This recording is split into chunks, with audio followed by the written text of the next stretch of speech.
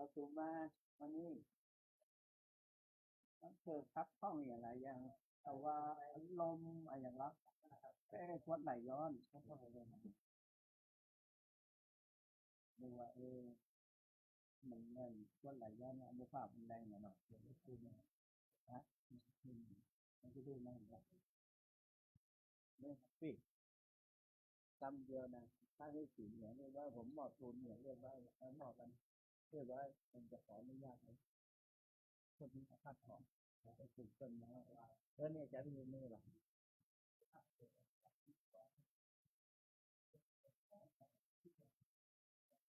เฮ้ยนาทีนี้เ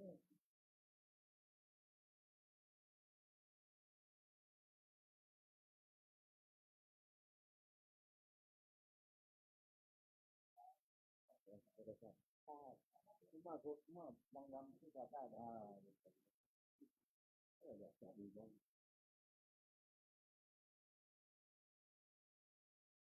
เหลือเท่าไหร่นะเหลืออยู่ดิสามสิบก็ดีไม่มองช่องก็ได้อันนี้คุณจะผ่านมองแบบนี้กันแล้วได้แล้วมอบหมดแล้วแล้วไม่ได้พูดถึงเงินเมื่อวันนี้ดีพอไปแต่ตอนนี้เพราะว่าผ่านไปถึงจุดดังเลยจะไปหาตันจะพิจารณาทานใช่ไหมถ้าไม่ทันทีหรอกก็ทันทีแล้วถ้าเดี๋ยวพวกคุณบอกทันทีได้เลยมันก็ทำได้3 ปีกันได้แต่ตอนนั้นมันมีการเกิดต้องกระสุนด้านแน่ต้องกระสุนด้านก็ไม่จังหวะ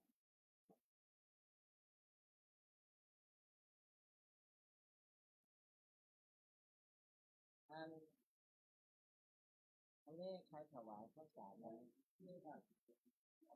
อ๋อหลวงพ่อเหรอไม่ใช่อ๋อแต่อ๋อไม่ลงรักเหรอ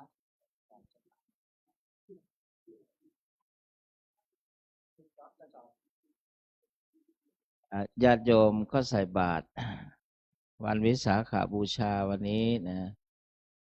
วันนี้อนุโมทนาซึ่งพระเดชพระคุณหลวงพ่อแล้วก็พ่อประธานก็คงประกาศแล้วนะ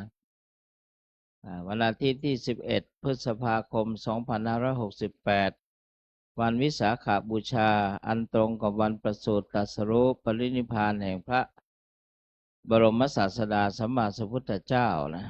วันนี้มีคุณแม่ชีนงลักษณ์คุณแม่นงลักษณ์เนี่ยแม่ชีนงลักษณ์สุติรพงศ์ศิลป์พร้อมและครอบครัวญาติธรรมถวายข้าวสารจำนวน12 กระสอบ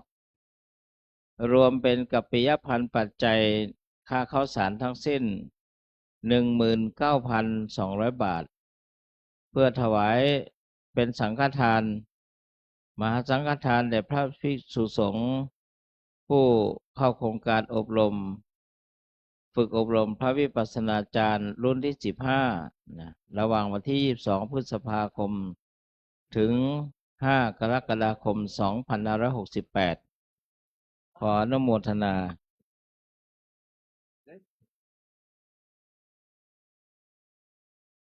นี่แหละก็เป็นสังฆทานที่สำคัญยิ่งนะสำหรับโอทนะหรือว่าข้าวสารนี้อาจารย์วิทูลก็จะเป็นสังฆทานเป็นภัตตาหารแด่พระภิกษุสงฆ์ผู้เข้าอบรมพระวิปัสสนาจารย์รุ่นที่15ที่จะเริ่มขึ้นในอีกไม่นานนี้นะก็ขออนุโมทนากับคุณแม่นงลักษณ์สุทธิรพงศ์ศิลป์พร้อมด้วยครอบครัวและญาติธรรมทุกประการ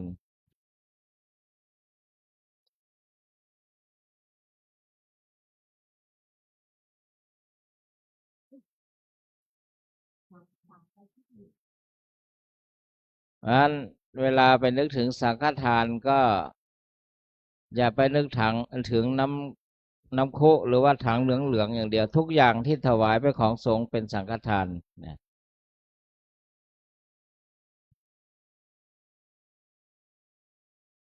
เดี๋ยวพระนันจะได้นำศาสนพิธีฮัลโหลครับคณะสัตยาทั้งหลาย กลับพร้อมเดียวกับกลับเนอร์กลับหนึ่งกลับสองกลับสามอิมินาสกาเลนะตังโพธาภิโพชยามาอิมินาสกาเลนะตังธรรมังอภิโพชยามาอิมินาสกาเลนะตังภิโพชยามาอะระหังสัมมาสัมพุทโธภะคะวาพุทธังภะคะวันตังวาเทมิสวากขาโตภะคะวะตาธัมโมสุปฏิปันโนภะคะวะโตสาวกสังโฆสังฆังนามามิครับต่อไปขอเชิญคณะสัตยาทั้งหลายกราบท่านเจ้าคุณทุกตนทุกองค์พร้อมเดียวกับคำเนกกราบหนึ่งกราบสองกราบสามมายังพันเตเตสาละเนนะสาหะปัญจสี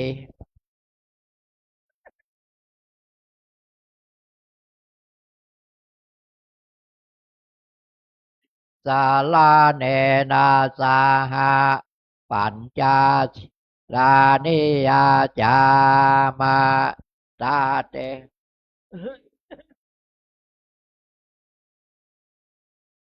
เอนาสาหะปัญจศีลายาจามานะโม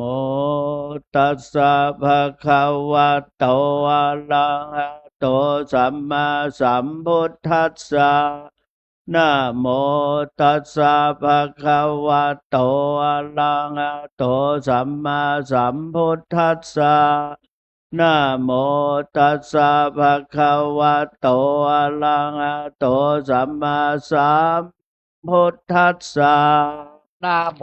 ตัสสะภะคะวะโตอะระหะโตสัมมาพุทธัสสะ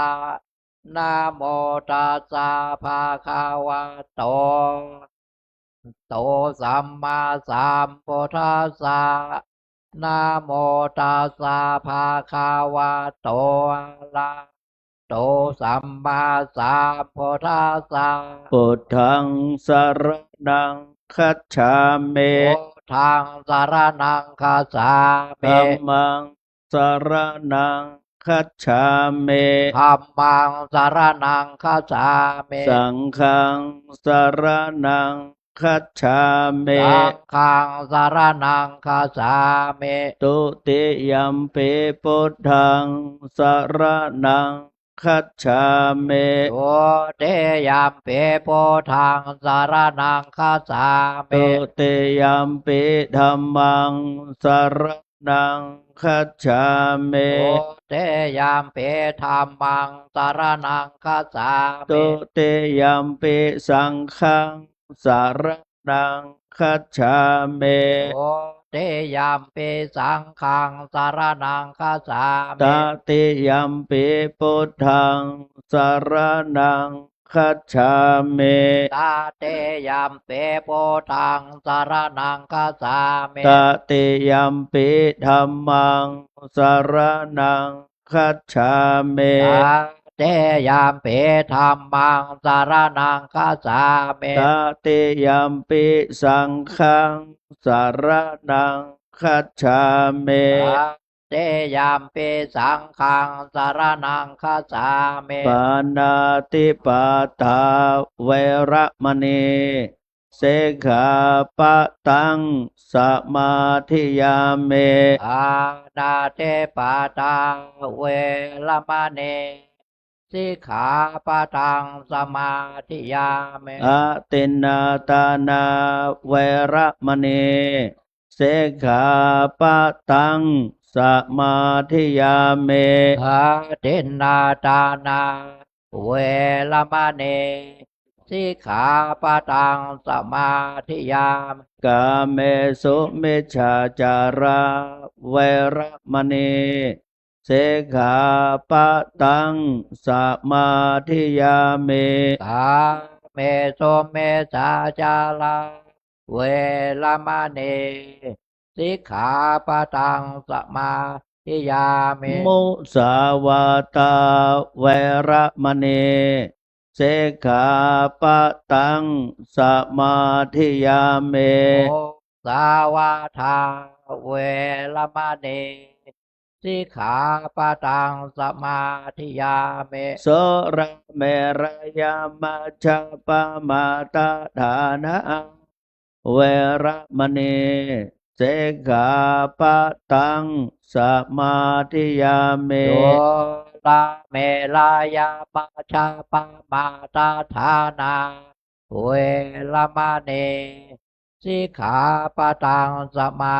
ธิยามิ เอมาเนปัญจสิกขาปตาเนเสเลนะสุขติงยัน สา ติ ธุ เสเลนะโภคะสัมปตา สาธุ เสเลนะเนพุติงยันติ สาธุ ตัสมาสีลังวิโสทะเย นะมาพันเต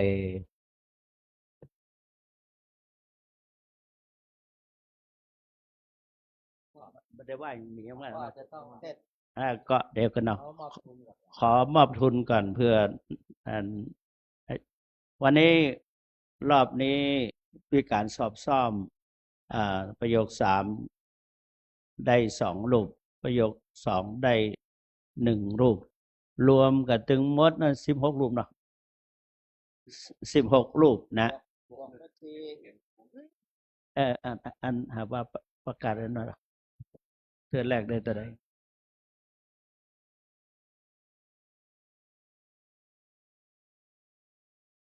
ครับขออนุญาตหลวงพ่อพระเดชพระคุณหลวงพ่อพระสุวรรณเมธีเจ้าวาดวัดพระธาตุสิมตองหลวงพ่อ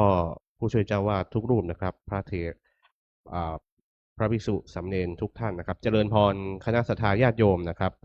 โดยในการสอบบาลีสนามหลวงรอบที่2นะครับสอบซ่อมครั้งที่ผ่านมานี่ในวัดเฮานี่มีพระภิกษุสามเณรที่สอบได้เพิ่ม เติมในรอบที่2นี่แถมจำนวน3รูปนะครับเป็นประโยคปท3 2รูปแล้วก็ประโยค1 รูปนะครับประโยคปท3ที่สอบได้คือท่านพระมหาพงศิษฐ์ทวรจิตโตและสามเณรภาคินวงปันเมานะครับและประโยค1 คือสามเณรพานุวิทย์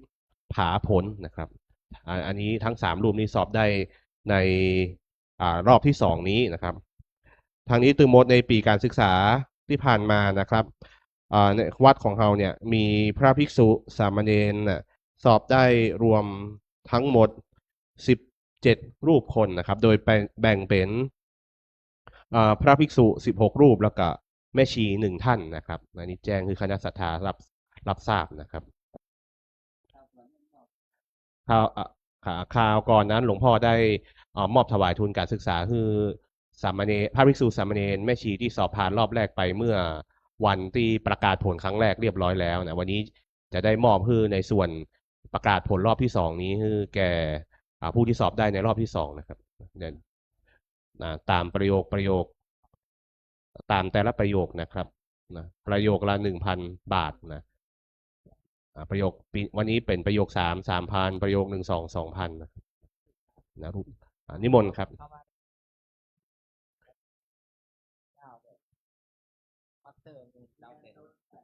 ชยันโตโพธิยาโมเลเอวังตาวังวิชัยโยโหติชัยยาสุชัยยามาคาเลอาปาลาชิตาบาลังเกสีเสป ปะ ทา ดา เว เวโปคะเลจบตึกนี้ ก็วันนี้แต่ความจริงก็ได้มามอบเพื่อเป็นความตั้งใจตอนที่เข้ามารักษาการเจ้าอาวาสแล้วก็มาเป็นเจ้าอาวาสเลยประกาศบอกว่าผู้สอบได้เนี่ยทันทีที่ประกาศผลสอบถ้าไผสอบได้ประโยค9ได้ 10,000 นอกจากนั้นตามประโยค8 8,000ประโยค7 7,000จนถึงประโยค2ได้ 2,000นี่นะ แล้วก็ปีนี้ก็คราวแรกนั้นหมดว่าได้มอบไป70,000กับ7,000 บาทสอบไปได้ไปตามประโยคเพราะว่าสอบได้ประโยค82รูปประโยค74รูปเนาะแล้วประโยค6แถบก็มันก็ไปตามนั้นเขาก็บอกว่ากัน แล้วก็ทีนี้มาสอบซ่อมเพิ่นได้2 วิชาพ่องได้วิชาเดียวพ่อง แล้วก็มาเพิ่มเติมได้สมบูรณ์ขึ้น ปีนี้ก็สรุปแล้วเขาได้กี่ลูกพระวิสุสามเณรสอบได้ถึง16 รูป และก็แม่ชีหนึ่งก็ได้เป็น17 รูปคน ก็เป็นที่น่าอนุโมทนา อันนี้ก็เป็นที่ขอกราบขอบพระคุณคณะครูอาจารย์ที่ได้ช่วยกันแนะนำพร่ำสอนเต็งกันมีคณะครูอาจารย์ตอนนั้นท่านอาจารย์มหาธนวัฒนวัฒโนเป็นอาจารย์ใหญ่โดยการอาจารย์มหาวิทูลเป็นผู้ดูแลควบคุมให้คำแนะนำเป็นที่ปรึกษา แล้วก็ท่านเจ้าคุณพระศรีศิลปาจารย์เจ้าคุณอมราเวทีผู้ช่วยเจ้าวาดทั้งหลายทุกท่านก็ช่วยกันสนับสนุนทั้งทุกสิ่งทุกอย่างทั้งสวัสดิการทั้งทุกอย่างนะแล้วก็กรรมการมูลนิธิและก็ศรัทธาพี่น้องประชาชนทั้งหลายช่วยอุปถัมภ์ค้ำจุนมาโดยตลอดก็ในฐานะเป็นเจ้าสำนักเรียนขอขอบพระคุณอย่างสูงแล้วก็วันนี้เป็นวันวิสาขบูชาตามปกตินี่เปิ้นไปไหนกันนะเจ้าอาวาสแต่ว่าเจ้าอาวาสได้รับอาราธนาจากสำนักงานพุทธศาสนาแห่งชาติจังหวัดแห่งจังหวัดเชียงใหม่โดยของมีบัญชาจากเจ้าคณะจังหวัดเชียงใหม่ดีกานิมนต์สำนักพุทธศาสนาจังหวัดเชียงใหม่ในพิธีปลูกพระศรีมหาโพธิ์โพธิบรมบพิตรเนื่องในวราชวโรกาสราชพิธีอย่างเนี้ยสมาคมว่ามาอ่านนี่กันมั้ง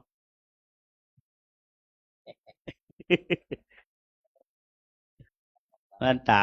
มันตามันเบลอ ดีกาอาราธนาสำนักงานพระพุทธศาสนาจังหวัดเชียงใหม่ในการพิธีปลูกพระศรีมหาโพธัสมราชบพิตรเนื่องในโอกาสพระราชพิธีสมมงคลพระชนมายุเท่าพระบาทสมเด็จพระพุทธยอดฟ้าจุฬาโลกมหาราชสมเด็จพระปฐมบรมกษัตริยาธิราชแห่งราชวงศ์จักรีพุทธศักราช 2568 ที่มณฑลปลูกพระศรีมหาโพธัสมราชบพิตรพุทธมณฑลจังหวัดเชียงใหม่ตำบลดอยหล่ออำเภอดอยหล่อจังหวัดเชียงใหม่นี่ขอกราบอาราธนาพระสุวรรณเมธีรองเจ้าคณะจังหวัดเชียงใหม่วัดพระธาตุสีจอมทองในการเจริญชัยมงคลคาถาปลูกพระศรีมหาโพธัสมราชบพิตรวันที่11 พฤษภาคมพุทธศักราช 2568 เวลา 9 นาฬิกานะครับโปรดถึงก่อนเวลา 9 นาฬิกานะครับนิมนต์ใช้พัดยศนะครับขอได้โปรดเมตตาฉลองเจตนาตามฎีกานี้ด้วยนางอารีพันจันทร์ผู้อำนวยการสำนักงานพุทธศาสนาจังหวัดเชียงใหม่ครับดังนั้นก็ยังวันนี้ตามปกติเจ้าวาดต้องเทศแต่ว่าขออาราธนาท่านอาจารย์มหาธนวัฒนวัฒโนเรียนธรรม9 ประโยคผู้ช่วยเจ้าวาดอารามหลวงได้ขึ้นแสดงพระธรรมเทศนาเป็นวาระนี้แล้วก็อัญเชิญพระทักษิณโมลีธาตุขอมอบหมายอาราธนาท่านเจ้าคุณพระศรีศิลปาจารย์ที่ปรึกษาเจ้าคณะภาค7แล้วก็ท่านเจ้าคุณอมราเวทีผู้ช่วยเจ้าอาวาสวัดพระราชสีจอมทองได้ช่วยเป็นประธานดำเนินการให้ตัวกับผมก็จะได้ปิกมาลงอุโบสถตอนภาคเช้านี้มาคงบัตันแน่นอนก็ขอให้ศรัทธาทั้งหลายได้ทราบโดยทั่วกันณโอกาสวันนี้ก็ขออาราธนาท่านพระมหาธนวัฒโนปริยนธรรม9 ประโยคนักหลวงได้ขึ้นแสดงพระธรรมเทศนาต่อไปขออาราธนา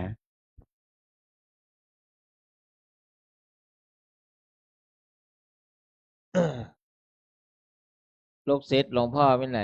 มาสอเอาภัตตาหารยังสัมภาระหลวงพ่อไป ซึ่งท่านได้แจ้งศาสนกิจแล้ว พระสงฆ์ทั้งหลายมีเจ้าคุณศรีจันทวิทูลเป็นต้น อนุมัติให้เจ้าอาวาสออกวัดวันนี้ ครึ่งวัน พ่อกำนัน พ่อเพิ่นแจ้งแถลงไขมีศาสนกิจด่วน คณะสงฆ์ทุกรูปอนุมัติผ่านการทดลองงานแล้วอาจารย์วิรุณว่า แล้วก็ขออาราธนาไปณตอนนี้ก่อนองค์เทศจะเทศเพราะนานฟังอาราธนาเถอะรอให้เราประเดชพระคุณหลวงพ่อศาสนกิจไปหลวงพ่อก้อยๆนะครับ ชินาชโพไปส่งหลวงพ่อกัน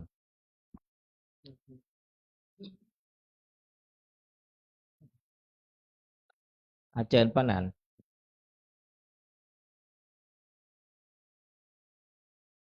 ตกมันลง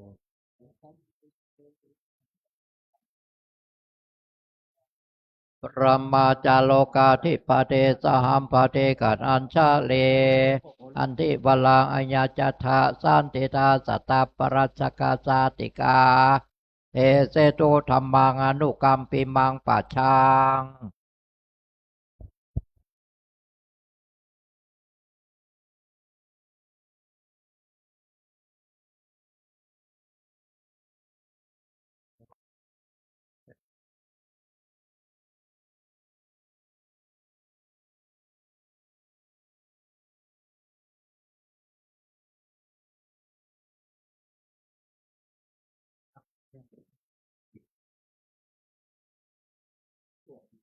นะโม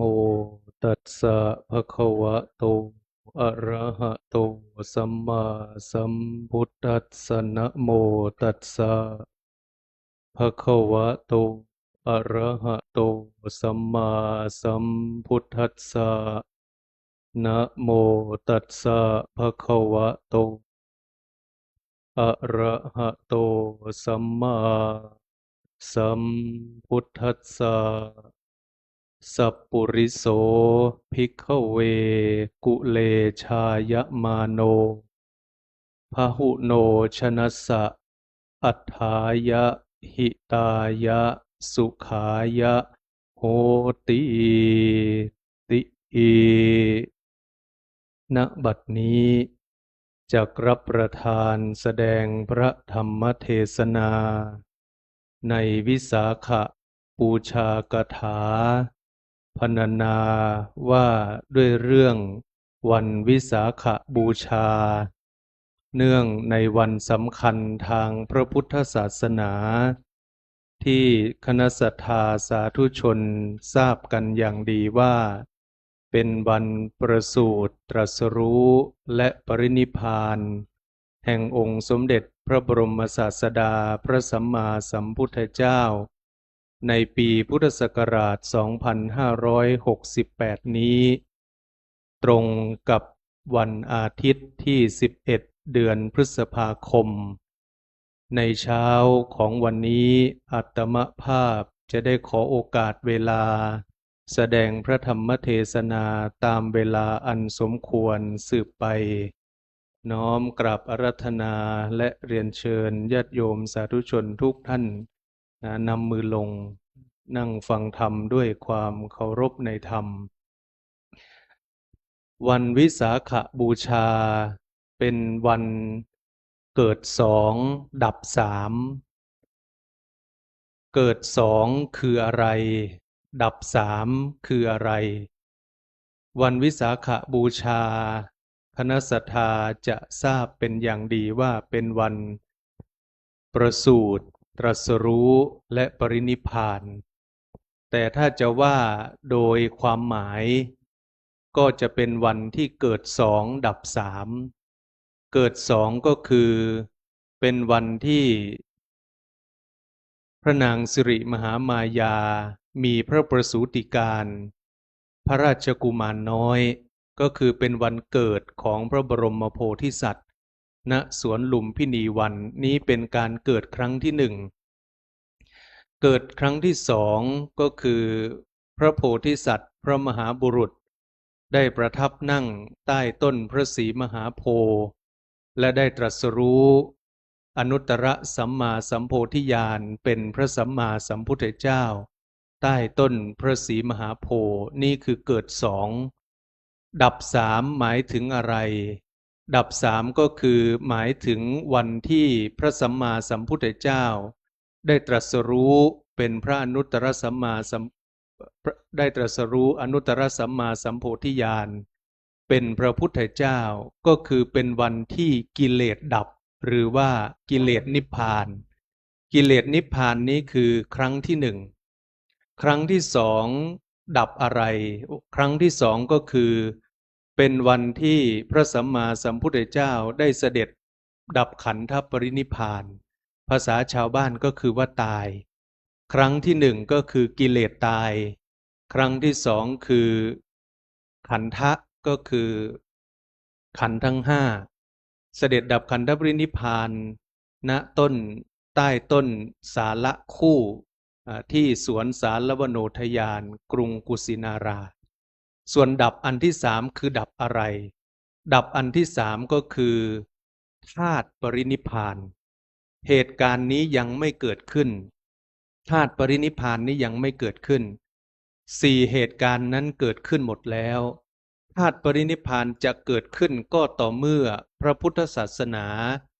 ถึงกาลอวสานหมดยุคพระพุทธศาสนาแล้วพระบรมธาตุที่อยู่ทั่วทุกแห่งหนในสากลโลกนี้จักไปรวมตัวที่ใต้ต้นพระศรีมหาโพธิ์บริเวณที่เคยประทับนั่งตรัสรู้แล้วพระบรมธาตุนั้นจะปรากฏเป็นรูปลักษณ์ขององค์สมเด็จพระสัมมาสัมพุทธเจ้าแสดงธรรมโปรดเทวดาเป็นครั้งสุดท้ายอีก7 วันและหลังจากนั้นพระธาตุทั้งหมดของพระพุทธเจ้าจะถูกเตโชธาตุคือไฟทิพย์เผาไม่ทำลายจนหมดสิ้นก็จะหมดไม่มีพระพุทธศาสนาคงเหลืออยู่ในโลกนี้ไปอีกชั่วระยะเวลาหนึ่งในช่วงนั้นจะเรียกว่าพุทธันดรคือเป็นช่วงที่ไม่มีพระพุทธศาสนาไม่มีพระพุทธเจ้านั่นก็คือจะเป็นเหตุการณ์ครั้งสุดท้ายก่อนที่พระพุทธศาสนาในโลกใบนี้จะหมดสิ้นไปก็คือธาตุนิพพานพระบรมธาตุจะไปรวมตัวที่พุทธคยาสถานที่ตรัสรู้ขององค์สมเด็จพระสัมมาสัมพุทธเจ้านั้นวันนี้จึงเป็นวันเกิดสองดับสามอาตมาภาพเองได้พินิจพิจารณาถึงพระประวัติของพระพุทธเจ้าก็อยากจะนำเรื่องราวมาเล่าสู่ญาติโยมสาธุชนได้ฟังว่าพระพุทธเจ้าหรือเรียกโดยอาจจะใช้คำสามัญคือคำทั่วๆไปพระโพธิสัตว์ตั้งแต่ประสูติเพียง7 วันพระมารดาก็เสียชีวิตหรือว่าที่วงคตก็เป็นเด็กกำพร้าเจ้าชายสิทธัตถะที่บำเพ็ญบารมีมา20 อสงไขยกับ100,000 กับได้มาเกิดถ้าตามพุทธประวัติก็จะบอกว่าพระพุทธมารดาไม่สามารถอุ้มท้องลูกคนอื่นได้อีกแล้วก็คือสามารถที่จะอุ้มท้องเฉพาะพระโพธิสัตว์ได้อย่างเดียวดังนั้นพอประสูติได้7 วันพระพุทธมารดาพระนางสิริมหามายาก็เสียชีวิตก็เป็นเด็กกำพร้าอันนี้ประการที่1แล้วอาตมาอยากจะให้ญาติโยมมองชีวิตพระพุทธเจ้าเหมือนกับให้ญาติโยมมองถือว่าเป็นชีวิตของคนคนหนึ่งอย่าเพิ่งมองว่าเป็นผู้วิเศษอย่าเพิ่งมองว่าเป็นผู้ยิ่งใหญ่แต่ให้มองว่าเป็น1 ชีวิตเกิดมาเป็นเด็กกำพร้าแม่น้าเป็นผู้รับไปเลี้ยงก็เติบโตมาพ่อก็ส่งไปเรียนที่ต่างบ้านต่างเมืองไปเรียนที่ตักกศิลาจบการศึกษามาก็มาแต่งงานใช้ชีวิตการแต่งงานก็ต่อมาแต่งงานได้9 ปีไม่ขออภัยไม่ใช่9 ปีแต่งงานได้หลายปีแต่งงานได้ตั้งแต่อายุ16ก็หลายปีจนกว่าจะถึงอายุ29 จนกระทั่งมีพระโอรสเจ้าชายน้อยก็คือเจ้าชายราหุลแล้วพระองค์เองก็ทรงพิจารณาถึงเรื่องความแก่ความเจ็บความตาย เห็นเทวทูตก็เลยทรงรำลึกนึกถึงว่าจะทำอย่างไรจึงจะพาคนพ้นจากความแก่ความเจ็บความตายนี้ไปได้ ในยุคนั้นสมัยนั้นเขาเชื่อกันว่าต้องออกบวชไม่ใช่มีพระพุทธเจ้าพระองค์เดียวเท่านั้นที่ออกบวชนะโยมในยุคนั้นสมัยนั้นนี่มีนักบวชเยอะแยะมากมาย เจ้าชายสิทธัตถะก็ตัดสินใจออกบวชการออกบวชก็ไม่ใช่เรื่องง่ายโยมต้องผ่านปัญหาผ่านอุปสรรคชีวิตไม่ใช่ว่าเกิดมาเป็นเจ้าชายแล้วจะง่ายตั้งแต่เป็นเจ้าชายก็มีบททดสอบมีอุปสรรคของชีวิตไม่ง่ายกว่าจะผ่านจนกระทั่งถึงอายุ29ก็ไม่ใช่เรื่องง่ายออกบวชแล้วก็ไม่ใช่เรื่องง่ายปัญหาและอุปสรรคก็ยังคงมีอยู่ตลอดระยะเวลาเกือบ6 ปีที่ทรงแสวงหาทางพ้นทุกข์ก็ประสบกับปัญหาและอุปสรรคมากมายมหาศาลจนกระทั่งพระองค์ก็ใช้ความมุมานะความอดทนและสิ่งที่สำคัญที่พระองค์ประสบความสำเร็จก็คือพระองค์ตรัสเอาไว้หลังจากตรัสรู้แล้วว่าเหตุที่ทำให้พระองค์ได้เป็นพระพุทธเจ้าเพราะเหตุ2 ประการ1คือไม่อิ่มในกุศลธรรมเรื่องคุณงามความดีนี่ทำเรื่อยๆไม่มีอิ่มไม่มีพอท่านจะทำเรื่อยๆประการที่2คือเป็นผู้มีความเพียรไม่หวนกลับก็คือเพียรพยายามมันยังไม่สำเร็จก็เพียรพยายามใช้ระยะเวลาเกือบ6 ปีไม่ใช่ออกบวชเสร็จปุ๊บบรรลุธรรมเลยไม่ใช่โยมออกบวชเสร็จปุ๊บก็เพียรถูกเพียรผิดไปศึกษาไปทรมานตนไปนอนบนหนามไปเดินบนหนามทรมานตัวเองทุกวิถีทางเพื่อที่จะพบกับหนทางที่จะพ้นทุกข์ได้กว่าจะเจอก็ไม่ใช่เรื่องง่ายลองผิดลองถูกผิดพลาดล้มเหลวไม่รู้กี่ครั้งต่อกี่ครั้งนี้ก็คือชีวิตของคน1 คนที่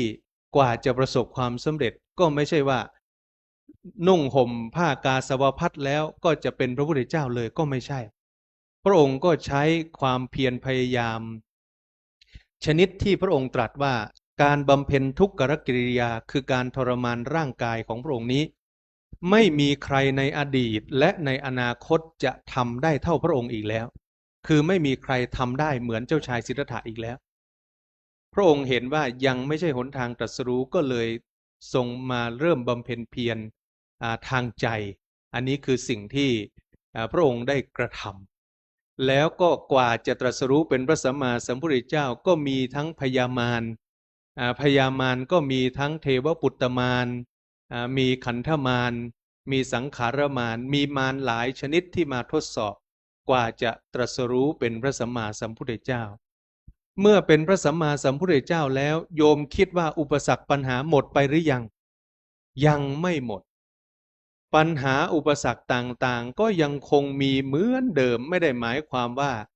เจ้าชายสิทธัตถะตรัสรู้เป็นพระสัมมาสัมพุทธเจ้าแล้วไม่มีปัญหาอุปสรรคไม่ใช่เรียนกว่าจะจบก็ยากจบแล้วกว่าจะเข้าที่เข้าทางพระองค์พอจบแล้วก็เริ่มต้นทำงานเนี่ยทำงานสบายไหมโยมไม่ใช่สบายในสมัยนั้นพระองค์เมื่อประทับหลังจากตรัสรู้แล้วก็ประทับเสวยวิมุตติสุข49 วันเดินเท้าเพื่อไปโปรดปัญจวัคคีย์ที่ป่าอิสิปตนมฤคทายวันในยุคที่ไม่มีคนรู้จักพระพุทธศาสนาโยมคิดว่าจะง่ายไหมในการสอนคนไม่ง่ายเลยเพราะไม่มีใครรู้จักพระพุทธศาสนาพระพุทธเจ้าก็เสด็จไปโปรดปัญจวัคคีย์ก็ยังไม่เชื่อพระพุทธเจ้านะไปครั้งแรกปัญจวัคคีย์ไม่ฟังไม่ยอมไม่เชื่อจนกระทั่งในที่สุดก็เริ่มเปิดใจและฟังพอฟังครั้งแรกมีคนฟัง5 คนคนรู้เรื่องมีอยู่คนเดียวฟังพระพุทธเจ้าเทศน์ครั้งแรกสอนครั้งแรกมีคนรู้เรื่องอยู่คนเดียว แล้วก็กว่าจะสอนให้คนหนึ่งคนเข้าใจก็ไม่ใช่เรื่องง่าย3 เดือนมีคนเข้าใจอยู่60 คน3 เดือนมีคนเข้าใจอยู่60 คนไม่ง่ายโยมแล้วพอออกพรรษาเสร็จพระองค์ก็เสด็จกลับมากรุงราชคฤห์เพื่อที่จะมาโปรดพระเจ้าพิมพิสารตามที่เคยได้ให้คำสัญญาก่อนจะตรัสรู้ว่าถ้าพระองค์เป็นพระพุทธเจ้าแล้วขอได้มาโปรดพระเจ้าพิมพิสารเป็นกษัตริย์พระองค์แรกพระองค์ก็เสด็จกลับมาแล้วก็ไม่ใช่ว่าดุมเข้ามาแล้วไปสอนพระเจ้าพิมพิสารเลยไม่ได้พระองค์ก็ไปสอนอาจารย์ของพระเจ้าพิมพิสารก่อนก็คือชดิน3 พี่น้องอันมีท่านอุรุเวลกัสสปะเป็นต้นไปสอนก่อนแล้วชดินนี่ใช้เวลาสอนนานมากโยมเพราะคนมีความรู้ชดินเนี่ยเขาถือว่าเขามีความรู้พระพุทธเจ้ามาอยู่ด้วยเนี่ยพระพุทธเจ้าก็แสดงอะไรหลายอย่างให้ชดินฟังแสดงหลายอย่างให้ชดินได้เห็นแต่ชดินทั้ง3 พี่น้องก็คิดว่าโอ้สมณะนี่เก่งนะสมณะนี่สุดยอดนะแต่เสียดายไม่ใช่อรหันต์เหมือนเราเนี่ยกว่าชดินจะเข้าใจพระพุทธเจ้าได้แสดงฤทธิ์ในอัตถกถาท่านบอกว่า 3,500 อย่างพระพุทธเจ้าแสดงไปแล้ว 3,500 อย่างกว่าชดินจะเปิดใจฟังไม่ยากขอไปไม่ง่ายยากมากกว่าที่จะสอนให้แต่ละคนเข้าใจพระพุทธเจ้าก็ใช้ระยะเวลาการสอนเสร็จปุ๊บก็ทำให้บางกลุ่มบางคนไม่พอใจก็มีบางกลุ่มบางคนก็จ้างคนไปด่าพระพุทธเจ้าก็มีบางกลุ่มบางคนก็ปลงชีวิตลอบปลงชีวิตพระพุทธเจ้าก็มีทุกสิ่งทุกอย่างกว่าจะมาจนถึงกระทั่งพระองค์มีพระชนมายุ80 ปีไม่ใช่เรื่องง่ายโยมไม่ใช่เรื่องง่าย45 ปีหลังตรัสรู้มีทั้งปัญหามีทั้งอุปสรรคตลอดระยะเวลาในการเผยแผ่พระพุทธศาสนาดังนั้น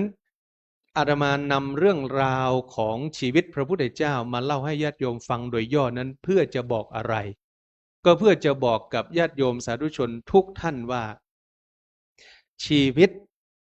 การดำรงอยู่การเป็นอยู่การเป็นไปนั้นไม่ใช่ของง่ายเราก็มีอุปสรรคให้เรานึกถึงพระพุทธเจ้านึกถึงครูบาอาจารย์นึกถึงพระเดชพระคุณหลวงปู่ทุกรูปทุกท่านคนเก่าคนแก่พ่อแม่ปู่ย่าตายายลุงป้าน้าอาหรือใครก็ตามที่เลี้ยงดูเรามาล้วนแล้วแต่ผ่านปัญหาผ่านอุปสรรคท่านทั้งหลายเหล่านั้นก็กว่าจะมีชีวิตกว่าจะรอดกว่าจะประสบความสำเร็จก็ไม่ใช่ของง่ายผ่านทุกข์ผ่านสุขกันมามากมายมหาศาลและสิ่งที่อาตมาภาพพูดอยู่เป็นประจำว่าเจ้าชายสิทธัตถะหรือพระพุทธเจ้านั้นถ้าเป็นชาวบ้านก็เป็นบุคคลที่น่าเห็นใจอย่างไรเพราะอะไรโยมเกิดมา7 วันแม่ตายอยู่ไปอยู่มาพ่อก็ตายแม่น้าก็ตายอยู่ไปอยู่มาเป็นยังไงโยมลูกก็ตายอยู่ต่อมาอีกอะไรอีกอดีตภรรยาอดีตเมียก็ตายแต่ละคนตายก่อนหมดเลยถ้าเป็นชาวบ้านก็คือจัดงานศพให้ไม่ว่าจัดงานศพให้เป็นว่าเล่นจัดงานศพให้ตั้งแต่ได้มีส่วนร่วมตั้งแต่งานศพของแม่งานศพของพ่องานศพของแม่น้างานศพของคนอื่นๆจัดงานศพถ้าเป็นชาวบ้านก็คงจะร้องไห้ไม่รู้กี่ครั้งต่อกี่ครั้งฉะนั้นชีวิต1 ชีวิตก็คือกว่าจะประสบความสำเร็จก็ไม่ใช่ของง่ายแล้วอย่างที่พระองค์ก่อนที่พระองค์จะเริ่มเผยแผ่พระพุทธศาสนาพระองค์เองพิจารณาว่าหลักธรรมนั้นเป็นของยากถ้าคนที่ไม่เปิดใจฟังหรือคนที่ยังหลงไหลอยู่ในกรรมคุณนั้นยากที่จะฟังธรรมของพระองค์รู้เรื่องแต่สิ่งที่พระองค์ตัดสินใจแสดงธรรมเพราะพระองค์พิจารณาถึง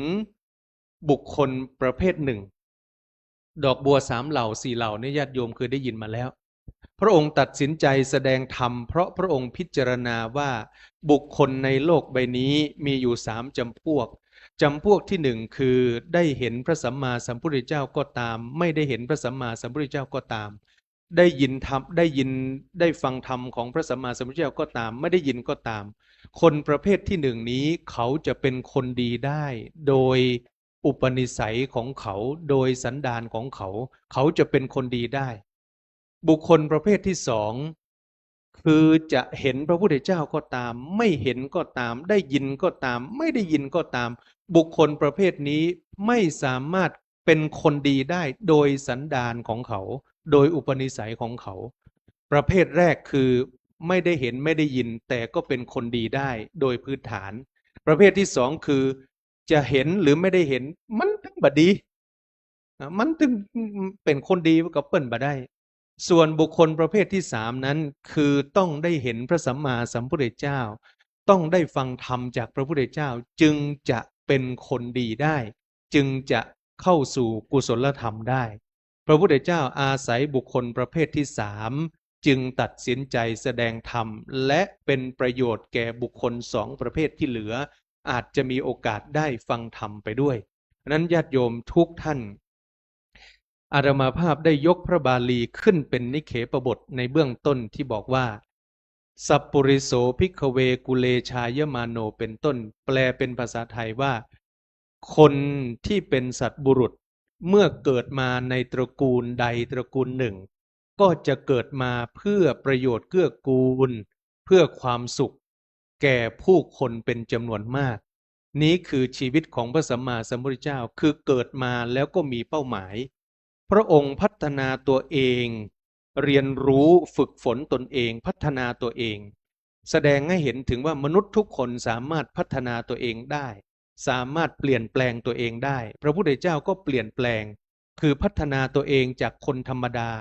เปลี่ยนแปลงตัวเองจากคนธรรมดาก็สามารถที่จะเป็นพระสัมมาสัมพุทธเจ้านี้คือประการที่หนึ่งที่ได้ใช้ชีวิตของพระองค์เป็นตัวอย่างก็คือเกิดมามีจุดมุ่งหมายที่ชัดเจนและใช้ชีวิตเพื่อผู้อื่นด้วยไม่ใช่ใช้ชีวิตเฉพาะตัวเองเท่านั้นแต่เพื่อผู้อื่นด้วยอันนี้คือสิ่งที่พระพุทธเจ้าทำและก็ทรงทำงานทำหน้าที่โดยไม่เห็นแก่ความเหน็ดแก่ความเหนื่อยตลอดระยะเวลา45ปีหลังจากตรัสรู้พระองค์แทบจะไม่เคยบ่นเหนื่อยเลยจนกระทั่งตอนพระองค์มีพระชนมายุ80ปีพระองค์ตรัสกับพระอานนท์ว่าดูก่อนอานนท์เราเหนื่อยนักเราอยากพักบำเพ็ญบารมีมา20อสงไขยกับ100,000 กับทำหน้าที่พระพุทธเจ้ามา45ปีไม่เคยมีการบ่นว่าเหนื่อยจนกระทั่ง80ปีล่วงไปแล้วร่างกายแก่ชรามากแล้วพระองค์ตรัสว่าร่างกายของพระองค์เหมือนเกวียนเก่าที่เอาไม้ไผ่แซมแล้วแซมอีกมันผุแล้วมันพังแล้วแซมอย่างไรมันก็ไม่ดีขึ้นพระองค์บอกกับพระอานนท์ว่าพระองค์เหนื่อยนักพระองค์อยากพักแล้วในวันนั้นคือวันที่พระเจ้าจะเสด็จดับขันธปรินิพพานและพระองค์ก็ได้ตรัสสอนเป็นปัจฉิมโอวาทว่าขอให้เราท่านทั้งหลายอย่าได้ประมาทเหมือนกับที่พระเดชพระคุณหลวงปู่ให้โอวาทเป็นครั้งสุดท้ายที่ว่าอัปปมาเทนะสัมปาเทถะก็คือว่าเราอย่าได้ประมาทพระพุทธเจ้าก็ดำเนินชีวิตมาตลอดระยะเวลา80ปีแล้วสิ่งทั้งหมดทั้งมวลก็รวมลงในความไม่ประมาทสอนเป็นครั้งสุดท้ายนั้นชีวิตของพระพุทธเจ้าก็เป็นชีวิตที่เป็นตัวอย่างญาติโยมเรามีปัญหามีอุปสรรคมีอะไรต่างๆก็นึกถึงว่ากว่าจะสำเร็จกว่าจะเป็นสิ่งนั้นสิ่งนี้กว่าจะทำอะไรได้นี่มันไม่ใช่ของง่ายอย่างพระพุทธเจ้าก็เป็นตัวอย่างครูบาอาจารย์พ่อแม่บรรพบุรุษก็เป็นตัวอย่างไม่ใช่ของง่ายดังนั้นชีวิตที่มีประโยชน์ก็คือชีวิตที่พัฒนาตนเองและชีวิตที่มีจุดมุ่งหมายชีวิตที่เป็นอยู่เพื่อผู้อื่นจึงจะเป็นชีวิตที่มีประโยชน์ดังที่อาตมาภาพได้นำมาเทศนาในภาคเช้าของวันนี้ด้วยระยะเวลาอันจำกัดก็ขออนุโมทนาบุญกับญาติโยมสาธุชนทุกท่านที่ได้คำนึงถึงวันสำคัญทางพระพุทธศาสนามาร่วมกันทำบุญใส่บาตรฟังธรรมในภาคเช้าสั่งสมคุณงามความดีเป็นพลวะติดตัวติดใจไปในภพต่อๆไป เพื่อเป็นกุศลให้เข้าถึงธรรมโดยฉับพลันในโอกาสต่อไปในภาคเช้าของวันนี้อาตมาภาพได้ใช้เวลาในการแสดงพระธรรมเทศนามาพอสมควรแก่เวลาขอพลานิสงฆ์ที่ญาติโยมสาธุชนทุกท่านได้ตั้งใจฟังธรรมได้ตั้งใจประพฤติปฏิบัติคุณงามความดีมาตลอดชีวิตปัญหาอุปสรรคใดในชีวิตที่ญาติโยมประสบพบเจอก็ขอให้ทุเลาเบาบางให้ผ่านพ้นไปด้วยดีขอให้มีชีวิตของพระสัมมาสัมพุทธเจ้าเป็นแบบอย่างขอญาติโยมสาธุชนทุกท่านเจริญในธรรมเป็นนิจมีดวงจิตสถิตมั่นอยู่ในสัจธรรมนำตนของตนให้พ้นทุกข์ประสบสุขอันไพบูรณ์กล่าวคือมรรคผลนิพพานอัตมภาพแสดงพระธรรมเทศนามาพอสมควรแก่เวลาจึงขอสมมุติยุติลงคงไว้แต่เพียงเท่านี้เอวังก็มีด้วยประการฉนี้ อันตมยังสาธุกาลังกะโลมาเสสาธุสาธุสาธุ นะโมตัสสะภะคะวะโตโตสัมมาสัมพุทธัสสะนะโมตัสสะภะคะโตโตสัมมาสัมพุทธัสสะนะโมตัสสะภะคะวะโตอะระหะโตสัมมาสัมพุทธัสสะอิติปิโสภะคะวะสัมมาสัมพุทโธวิชาจารณะสัมปันโนสุขโตโลกวิทูอนุตตโลโภเตสะธัมมาสารทิสัทธาเทวมนุสสานาพุทโธภะคะวะติสวากขาโตภะคะวะตาธัมโมสันทิติโกอะระลิโกเอปัสสิโกปานาเยโกปัจจตาวิติตาโพวิญโยอิติสุปาเตปันโนภะคะวะโตสาวกสังโฆจุปาเตปันโนภะคะวะโตสาวกสังโฆยายาปาเตปันโนภะคะวะโตสาวกสังโฆยาทิจิปาเตปันโนภะคะวะโตสาวกสังโฆยะทิทาจัตตาริโบริสโยคานิตาโบริสาภุคาลาเอสาวกวะโตสาวกสังโฆหุนายโยปะหุนายโยทักกินายโยอัญจเลนิโยอนุตตรังปุญญเกตังโลกัสสะติมหากรุณิโกนาโตอิตายาสัพพะปะเนนะภะเลตวะปะระเมนะภะโตสัมโพเทมุตตะเตนะสัจจเจนะโหนโตเตชัยยะมังคลังชยันโตปฏิยาโมเลสักกายานังนันทิวัตโนเอวังตาวชัยโยหิชัยยะโสชัยยะมังคลังปาราจิตตาบัลลังเกสิเสปัจจาเลโปกาเลปิเสเกสาวะพุทธานังอาคาปะโตปะปะตันติโสกัตตังโสมังกัสโสปะปะตังโสติตังโสกันโนโสมังโสจาสุเยทังรามาจาริโสปะตะกินังกายกรรมวาจากรรมปะตะกินังปะตะกินังมโนกรรมปะเนเจเตปะตะกินังปะตะกินังเนกัตตานังปะตะเทปะตะกิเน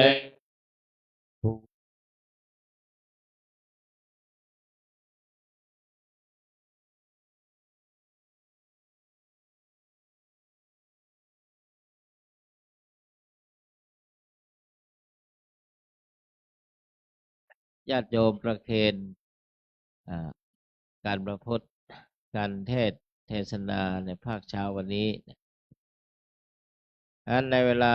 10 นาฬิกาวันนี้นะก็จะมีการอัญเชิญพระบรมทักษิณโมลีธาตุแห่ไปยังพระลงพระอุโบสถและอัญเชิญไปส่งน้ำยังหอส่งน้ำพระธาตุพระภิกษุสามเณรทุกรูปนะครับโดยเฉพาะพระภิกษุสามเณรที่ว่างเว้นภารกิจขออาราธนา10 นาฬิกาเนี่ยไปแห่อัญเชิญพระบรมธาตุด้วยกันในขบวนวิสาขบูชาวันนี้นะเรียกว่าแบ่งภารกิจแบ่งหน้าที่พระสงฆ์องค์เณรที่ว่างเว้นภารกิจก็ขออาราธนาขอนิมนต์มาร่วมขบวนอัญเชิญพระบรมธาตุเจ้านะในเวลา10 นาฬิกา 10 โมงวันนี้นะครับ เวลา13 นาฬิกาบ่ายโมงก็นิมนต์พระภิกษุสงฆ์ลงพระอุโบสถเนื่องในวันพระใหญ่สดับพระปาฏิโมกข์ในวันนี้นะ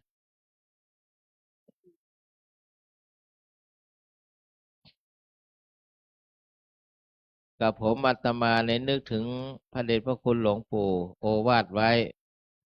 ว่าเราทุกรูปทุกคนเนี่ยอยู่ใต้พระบรมธาตุเปรียบเสมือนล่มฉัตรอันยิ่งใหญ่ หลวงปู่บอกว่า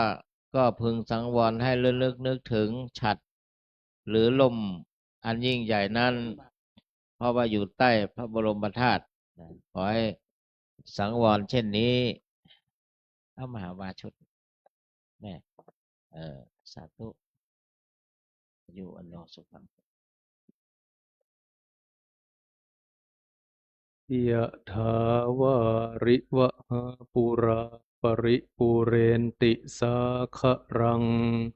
เอวะเมวะอิโตทินังเปตานังอุปกปปติอิชิตังปัฏฐิตังตุมมหังคิปะเม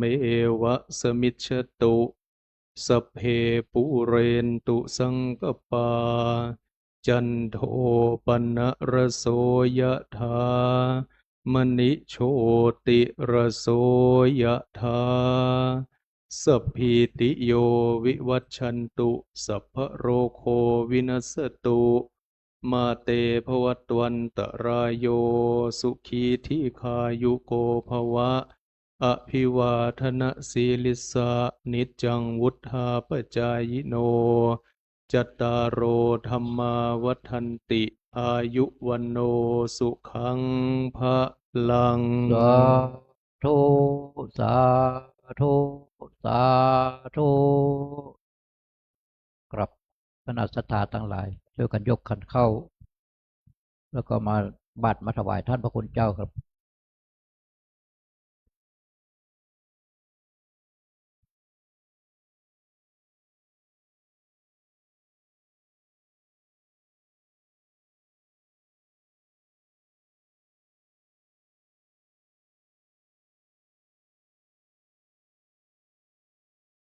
ถ้าเป็นสมาธิ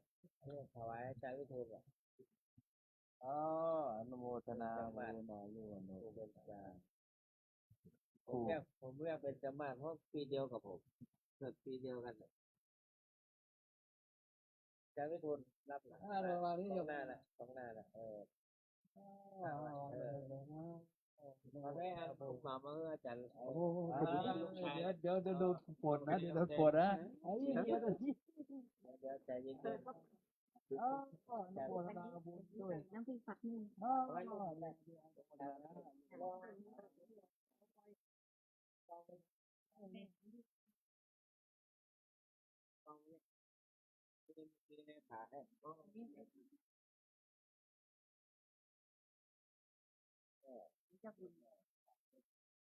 ถวายตู้ลงสีแล้ว เรียบร้อยแล้ว โอเคทำด้วยทำด้วยงานบางตรงนี้ ไม่เจอนาน เชิญนานอาจารย์พิพล ไม่เจอนาน มาแล้วก็งานพวก อ๋อ ก็จะมาขึ้นมาไม่ได้ เชียงใหม่น้ำท่วมจ้ะ ขึ้นมาน้ำพวก เชียงใหม่น้ำท่วมปีที่แล้วแหละ อนุโมทนาไม่เจอ4-5 ปีแล้ว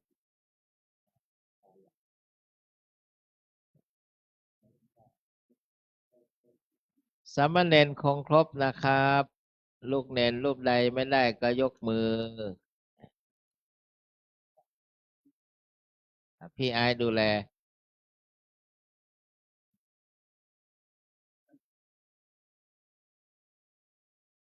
เพราะนั้นเดี๋ยวเก่าคำถวายข้าวสารพร้อมพัฒหารเลยเด้อตันดุลานี่นั่นแหละข้าวสารเนี่ยเก่าคำถวายก่อนแม่ป้อประธานเฮ้ยเปิ้นอย่าเพิ่งเดี๋ยวเฮ้ยเปิ้นเก่าคำถวายก่อนเฮ้ยเปิ้นถือไว้แม่ถือไว้นั่งก่อนไปนั่งเก้าอี้แล้วถือไว้ก่อนเพื่อให้ป้านานเก่าคำถวายนะโมถวายพร้อมเดียวกันครับคณะสัตยาทั้งหลายพร้อมแล้วก้าวคำถวายคำเด้อ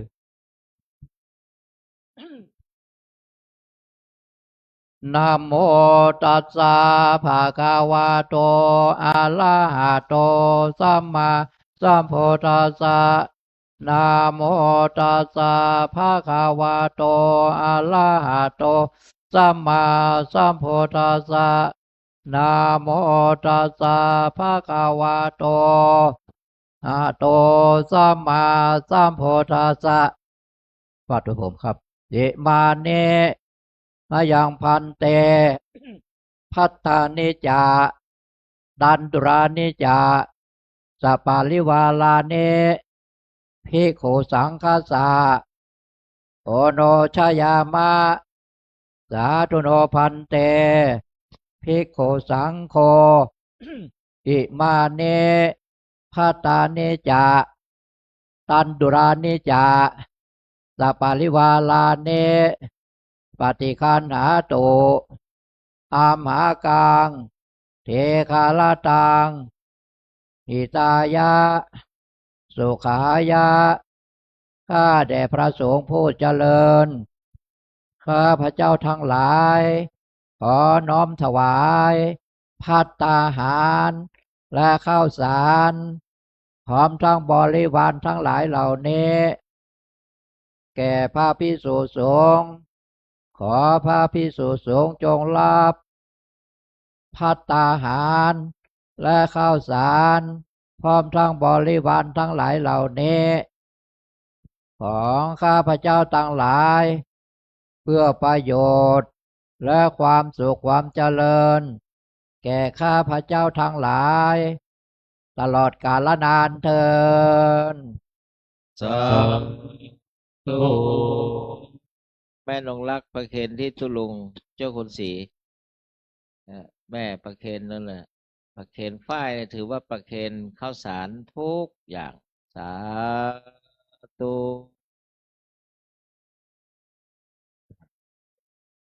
ยักเคพันเตสังโฆปฏิชานาตุขอพระสงฆ์ทั้งปวงจงรับทราบบัดนี้ ได้มีทายกทายิกาผู้มีจิตศรัทธาน้อมนำมาถวายภัตตาหารมาเป็นสังฆทานแด่พระภิกษุสงฆ์ในอาวาสนี้ อันว่าสังฆทานนี้สมเด็จพระพุทธองค์ทรงมีพระบรมพุทธานุญาตให้แจกกันตามบรรดาที่มาถึง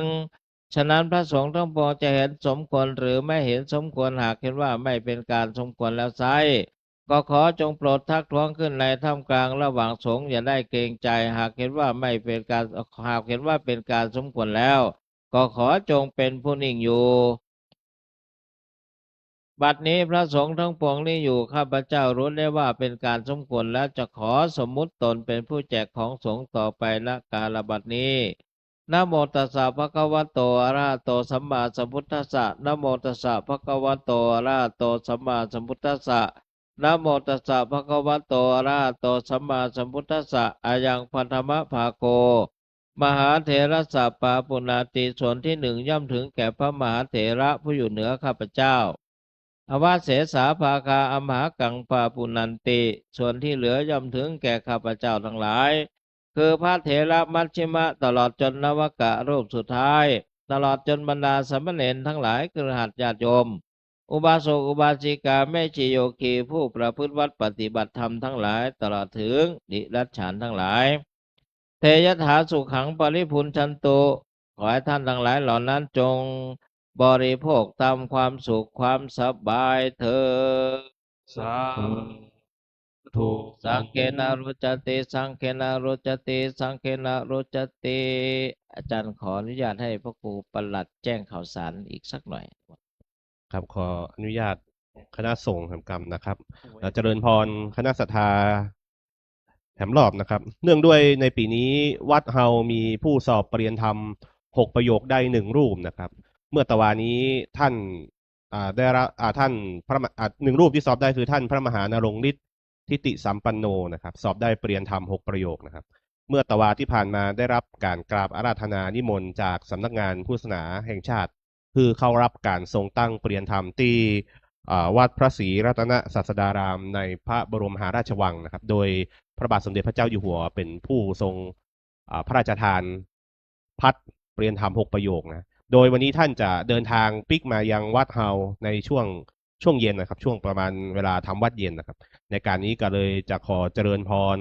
คณะญาติโยมนะได้มาถวายมุทิตาสักการะต้อนรับนะพระมหาปริยนธรรมที่เข้ารับการทรงตั้งปริยนธรรม6ประโยคนะจาก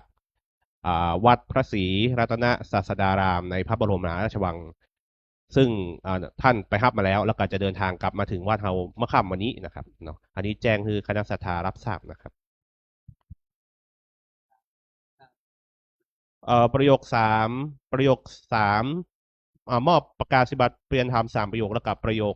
1-2นะครับปีนี้เราจะมีการมอบเปลี่ยนธรรม3ประโยคกับประโยค1-2เนี่ยที่วัดพระธาตุผางเงานะครับเจียงแสนเจียงไฮ้นะครับประมาณวันที่นะครับวันที่17 มิถุนายนนะครับ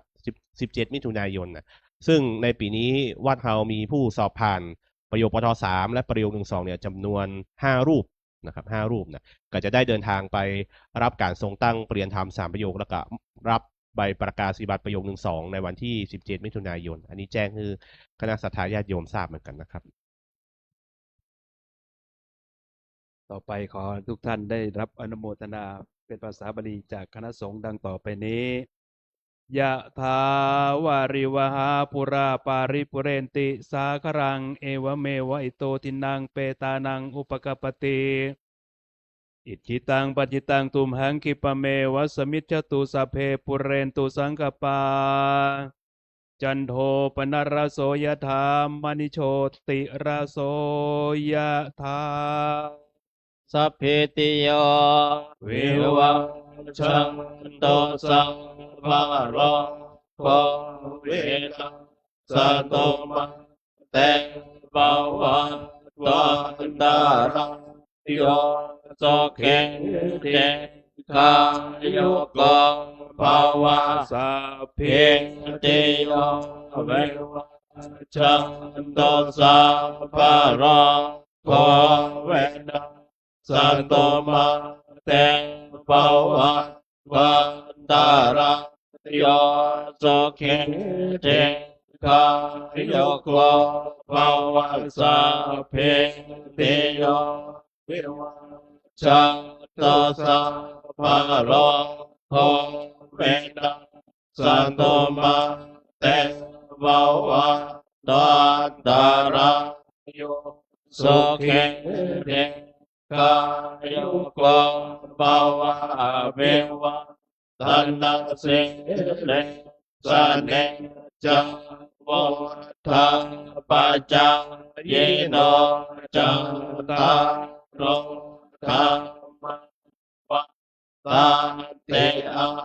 ยุวันโนสุขังภะลังจะโพธาเกนะเทนะสังฆาเมโสปะเตเทตาเทการะตังเอตังยาสัทธานาโสอุปกาปะเตโสยาเตทังโมจายาเดทาสิโตเปตังนาโพชาจักตาโหราลังวัลลังดาเมโกนามาโนปะเทนะโตเมหิปัญญาปัสสตานาปะกาเตยุโทปะระโตเตโรปะนาโตปะเตปะนาโตโสขังสัตตังตังเยตังเวโสขังโสเตขังจเตอังโยดัตตวะบาลังวันตาโสขังจะปะเตภะนะโทเทกายยาสวะโหเตยะตายะโตปะปะจเตเตสิทธิธานังปังปังโสเต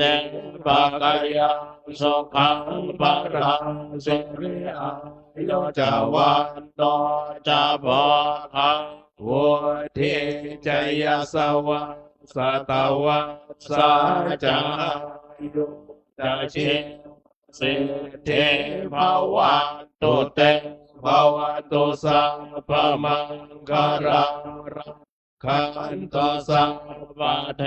วตังสัพพะพุทธังนุภาเวนัสสตังโสติภาวันตุเตภวตุสัพพมังคารังขันโตสัพพะเทวตังสัพพะธรรมังนุภาสตังโสติภวันตุเตภวตุสัพพมังคารังขันโตสัพพะเทวตังสัพพะสังฆังพังเวนัสสตังโสทิปังวันตุเต ปะลังกโลมาเสสาธุสาธุสาธุครับต่อไปขอเชิญทุกท่านนั่งสมาธิเจริญภาวนาแผ่เมตตาคุณสู่ผู้ร่วมทานที่ได้มาทำบุญนี้ต่อไปครับ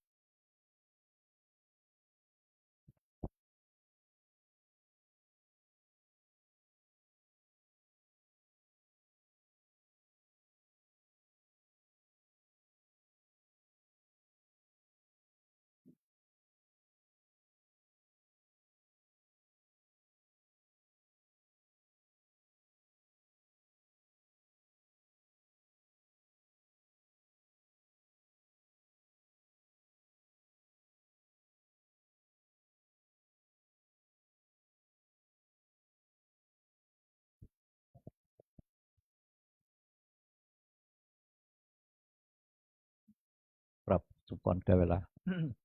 เอตังทานากัมมังนิปานาปัญญายโยตุโนเนจังเอตังศีลากัมมังนิปานาปัญญายโยตุโนเนจังเอตังภาวนากัมมังนิปานาปัญ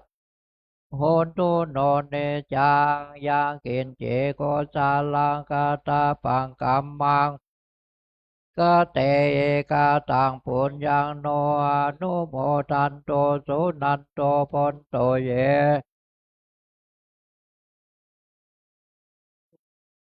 โยกาจาทาโอโตสาปาสาตานังสุเขอัตานังปะ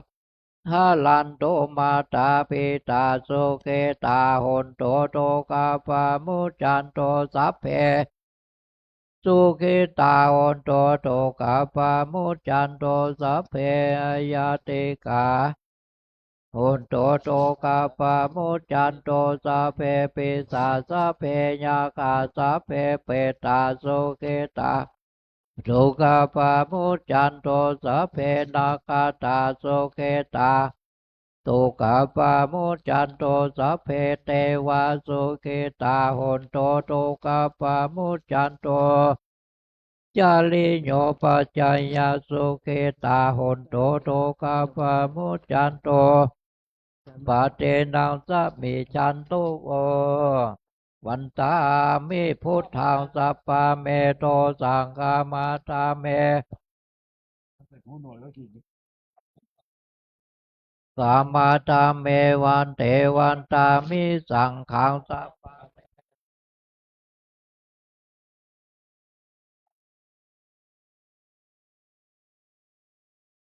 ปาเมโตสังฆามาตาเมวันเทวันตาทานังสัพพะเมโตสังฆามาตาเมวันเทวันตาเมอาลาเมมาตาสีมาจัก